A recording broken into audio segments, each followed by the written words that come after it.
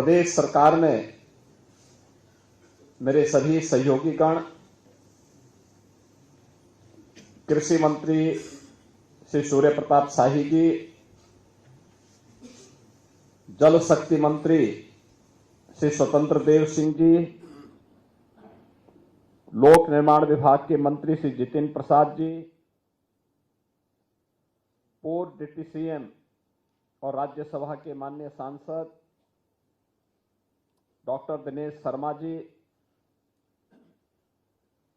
इस कार्यक्रम के लिए जो निरंतर हम लोगों के साथ जुड़ करके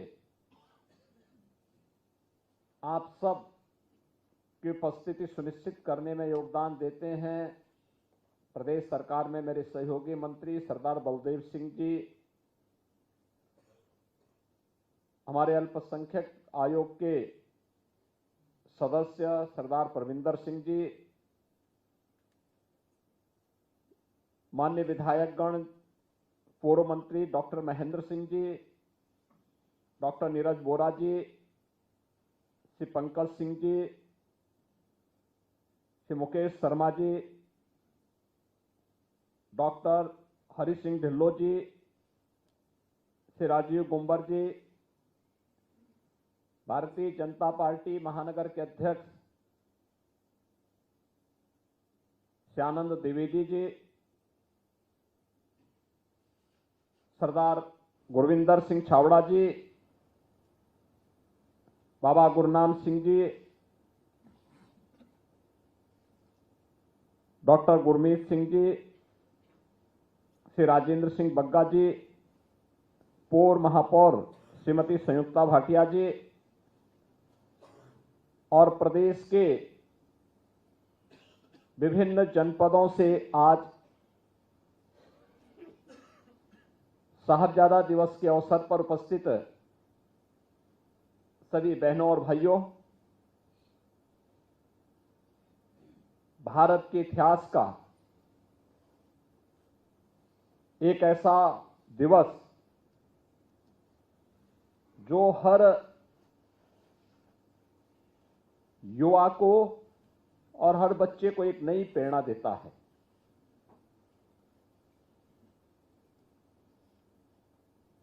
गुरु गोविंद सिंह जी महाराज के 4 साहबजादों ने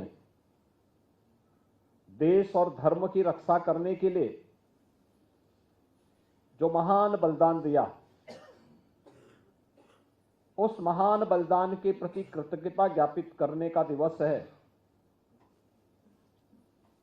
साहबजादाओं के प्रति सम्मान का भाव व्यक्त करने का दिवस है, वीर बाल दिवस।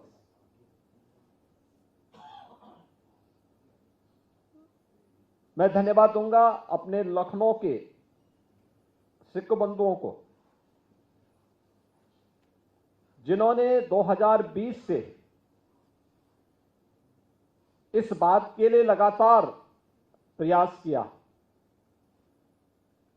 कि भारत के इतिहास के उन स्वर्णाक्षरों में लिखे जाने वाले वीर साहबजादों के बलिदान को क्यों विस्मृत कर दिया गया, और उन्हें सम्मान देने के लिए जिस दिवस को बाल दिवस के रूप में, वीर बाल दिवस के रूप में सम्मान दिया जाना चाहिए, उसे वीर बाल दिवस का सम्मान न देकर के लोग उसको विस्मृत कर गए और बाल दिवस के रूप में कुछ और ही घटनाओं को जोड़ने का प्रयास किया जाने लग गया। लेकिन हम सब आभारी हैं प्रधानमंत्री मोदी जी के, जिनकी प्रेरणा से, जिनके आदेश से गत वर्ष गुरु गोविंद सिंह जी महाराज के दोनों छोटे साहबजादों बाबा जोरावर सिंह, बाबा फतेह सिंह के बलिदान दिवस को वीर बाल दिवस के रूप में मान्यता मिली, और आज हम सब यहां पर मुख्यमंत्री आवास में एक बार फिर से 5वें इस समारोह के अवसर पर एकत्र होकर के इस महान गुरु परंपरा के प्रति अपनी श्रद्धा को व्यक्त करने के लिए, कृतज्ञता को व्यक्त करने के लिए यहां पर एकत्र हुए हैं।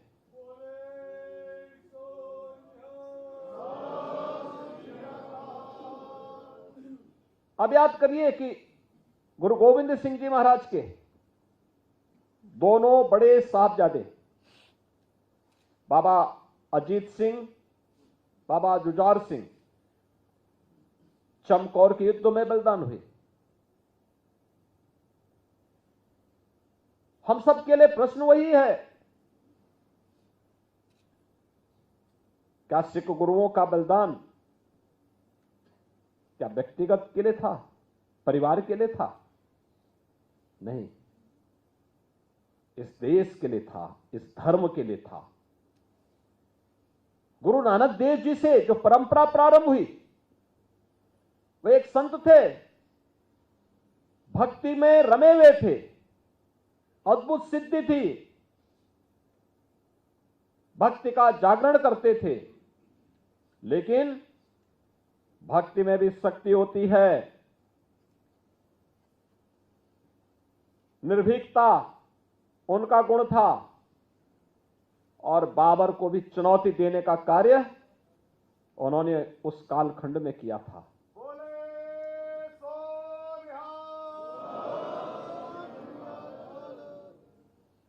सिख गुरुओं ने कभी चैन से बैठ करके अपने लिए, स्वयं के लिए नहीं सोचा। अगर आप जाएंगे देश के अलग अलग क्षेत्रों में, अलग अलग गुरु परंपरा ने अलग अलग परंपराओं की शुरुआत की। किसी सिख गुरु के द्वारा लंगर की परंपरा को अनिवार्य हिस्सा बनाने का कार्य किया गया, किसी ने सरोवरों के माध्यम से एक नई प्रेरणा प्रदान की, गुरु अर्जुन देव ने जहांगीर के अत्याचारों का डट करके मुकाबला किया, और गुरु तेग बहादुर जी तो एक अद्भुत मिसाल थी। याद करिए, आज से सैकड़ों वर्ष पहले गुरु तेग बहादुर उस समय इस बात को लेकर के कि कश्मीरी पंडितों पर अत्याचार हो रहे हैं, हमें इसके खिलाफ आवाज उठानी ही चाहिए, और उस समय स्वयं का बलिदान देकर के कश्मीर पर होने वाले अत्याचारों को रोकने का कार्य गुरु तेग बहादुर जी महाराज ने किया था।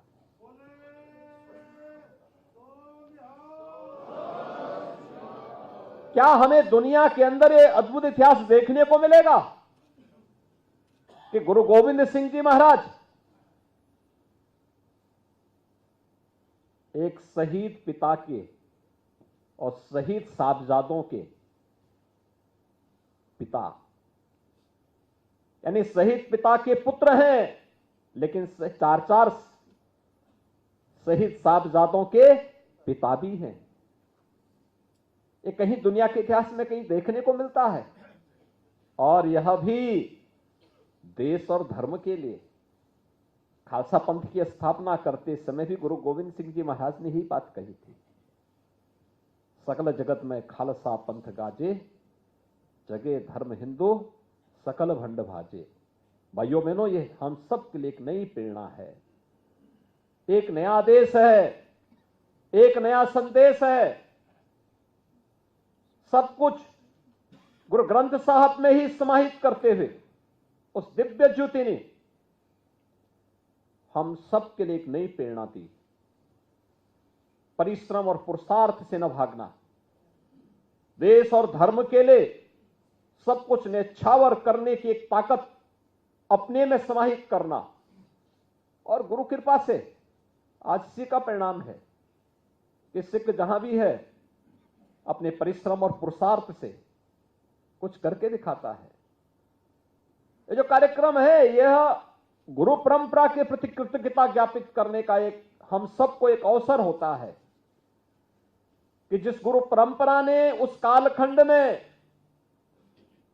जब मुगल सल्तनत के सामने किसी की आवाज नहीं निकल पा रही थी, समाज विभाजित था, उस कालखंड में भी उन्होंने बिना किसी की परवाह के बगैर, चाहे वह भक्ति धर्म जागरण के माध्यम से भक्ति के संदेश को घर घर पहुंचाने का कार्य रहा हो, या फिर समाज में रचनात्मक कार्यक्रमों को आगे बढ़ाने का कार्य, समाज को जोड़ने का कार्य, या फिर देश के लिए बलिदान की एक श्रेष्ठ परंपरा को आगे बढ़ाने का कार्य यह इस श्रेष्ठ परंपरा ने किया है और हम सबको इस पर गौरव की अनुभूति होनी चाहिए। ये भारत का इतिहास है। कब भारत चुका है? गुरु गोविंद सिंह जी महाराज के चार साहबजादे, बाबा अजीत सिंह, बाबा जुझार सिंह, बाबा जोरावर सिंह, बाबा फतेह सिंह अपने आप को बलिदान करते हैं। और गुरु गोविंद सिंह जी महाराज, जो मैंने कहा एक दिव्य ज्योति थे, दिव्य पुंज, ज्योति पुंज थे। उन्होंने उस समय घोषणा कर दी थी कि मेरा काम हो गया, अब मुगल सल्तनत की उल्टी गिनती शुरू हो गई है। और आप देखते होंगे गुरु गोविंद सिंह जी महाराज की स्मृतियों के प्रति, उनके प्रकाश पर्व पर वीर बाल दिवस के कार्यक्रम में हम सब आज भी, कल भी, हर व्यक्ति इसके साथ जुड़ा हुआ है, इस आयोजन के साथ जुड़ रहा है, पूरा देश जुड़ रहा है। आज दिल्ली में प्रधानमंत्री जी स्वयं इस कार्यक्रम में भागीदार बने। लेकिन मुगल सल्तनत के हुक्मरानों के घरों में कोई दीपक जलाने वाला नहीं है। पूरी वंश परंपरा स्वाहा हो गई है। कोई पूछने वाला नहीं है। उन्होंने अत्याचार किए थे, उन्होंने शोषण किया था, उन्होंने उस समय जिस प्रकार की बर्बरता ढाई थी, उस बर्बरता के खिलाफ एक आवाज थी। और दिव्य पुंज के रूप में, दिव्य शक्ति पुंज के रूप में, दिव्य ज्योति के रूप में गुरु गोविंद सिंह जी महाराज ने वह कार्य एक नई प्रेरणा के रूप में हम सबको किया। भारत का इतिहास इस देश से बहुत समृद्धशाली है। और सचमुच जब मैं इन बच्चों को देखता हूं, हम लोगों को लगता है कि वास्तव में उस समय भी गुरु गोविंद सिंह जी के चार साहबजादे भी लोग लालच दे रहे हैं। औरंगजेब के सूबेदार उन्हें लालच दे रहे हैं, हर प्रकार का लालच दे रहे हैं, धमका रहे हैं, क्रूरता की हदों को पूरा कर रहे हैं। लेकिन कोई अपने संकल्प से हटा नहीं। और यही तो भारत का इतिहास है। हमारी युवा पीढ़ी के सामने, हमारे स्कूली बच्चों के सामने इतिहास आना ही चाहिए। साहबजादा अजीत सिंह, बाबा जुझार सिंह, बाबा जोरावर सिंह और बाबा फतेह सिंह के बलिदान का, जिससे वर्तमान पीढ़ी देश और धर्म के लिए अपने आप को सदैव तैयार रहते हुए अपने कर्तव्यों के प्रति निर्वहन करने के लिए सदैव अपने आप को तैयार कर सके। और इस मामले में बार बार इस बात को कहता हूं, महाभारत के युद्ध में वीर अभिमन्यु की उम्र क्या थी? मात्र 16 वर्ष। लव और कुश की उम्र क्या थी? जब भगवान राम ने ताड़का का वध किया था, तब भगवान राम की उम्र क्या थी? भगवान कृष्ण ने जब कंस का वध किया था, तब कृष्ण की उम्र क्या थी? ध्रुव क्या उम्र थी? यानी एक लंबा इतिहास है। और वीर बाल दिवस के अवसर पर उन वीर बालकों को जो असाधारण कार्य कर रहे हैं, उन बच्चों को इस अवसर पर हमें सम्मानित करने की एक नई परंपरा को आगे बढ़ा करके वीर साहबजादों के प्रति कृतज्ञता ज्ञापित करते हुए उनका पुण्य स्मरण करना चाहिए। और हम भी चाहेंगे राज्य सरकार भी इसमें सहयोग करे, राज्य सरकार भी इसमें लगेगी।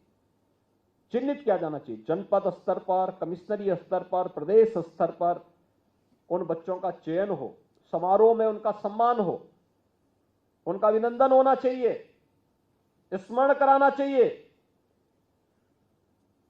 चमकौर के युद्ध में जब बाबा अजीत सिंह और बाबा जुझार सिंह शहीद हो रहे हैं, युद्ध लड़ रहे हैं, बरसात का समय है, क्या परिस्थिति रही होगी, क्या उम्र थी, लेकिन फिर भी जूझ रहे हैं देश और धर्म के लिए।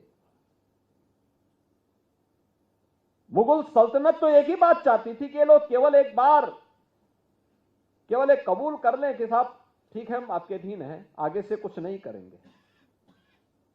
या फिर बहुत होता है कहते हुए तुम इस्लाम स्वीकार कर लो। बहुत सारे लोग हैं जो इसके पीछे जा रहे हैं। लालच में व्यक्ति क्या नहीं कर दे रहा है, लेकिन ये गुरु प्रेरणा और उस संकल्प के साथ डटे रहना, यही महानता दिलाती है, महानता यही प्रदान करती है। आज हम सब यहां पर हैं। आप सोचिए, देश के प्रधानमंत्री जी भी वीर बाल दिवस के समारोह में भाग ले रहे हैं, राज्यों के मुख्यमंत्री भाग ले रहे हैं, और ये मेरा सौभाग्य है, मेरे मंत्रिमंडल और मेरे सहयोगियों का सौभाग्य है कि इस मुख्यमंत्री आवास पे गुरुबाणी का पाठ इसी बहाने इस आयोजन के माध्यम से हो जाता है। यह हमारा सौभाग्य है कि इस अवसर पर आप सबसे सामूहिक रूप से एक साथ मुलाकात हो जाती है। प्रदेश भर से आए हुए हमारे सिख बंधुओं के साथ इस कार्यक्रम के माध्यम से एक संवाद हो जाता है और उस कार्यक्रम को आगे बढ़ाने का एक अवसर हम सबको प्राप्त होता है। बहनों और भाइयों, हम सबको अपने इस इतिहास पर गौरव की अनुभूति करनी चाहिए। अपनी इस गौरवशाली परंपरा को और उन्नत करने के लिए निरंतर प्रयास करते रहने चाहिए। और मैं बार बार इस बात को कहता हूं, उन स्थलों को चिन्हित करना चाहिए जो गुरु नानक देव जी से संबंधित हैं। उसके लिए समाज के स्तर पर और सरकार के स्तर पर क्या कार्य होने हैं, हमारा कार्य प्रारंभ होना है। गुरु अर्जन देव जी से जुड़े हुए कोई स्थल है, गुरु तेग बहादुर जी से जुड़ा हुआ कोई स्थल है, गुरु गोविंद सिंह जी से जुड़े हुए जो स्थल हैं, इनके बारे में और फिर अन्य ऐसे महापुरुषों के बारे में देश के अंदर कभी ऐसा नहीं हुआ। महाराजा रणजीत सिंह जब शासक बने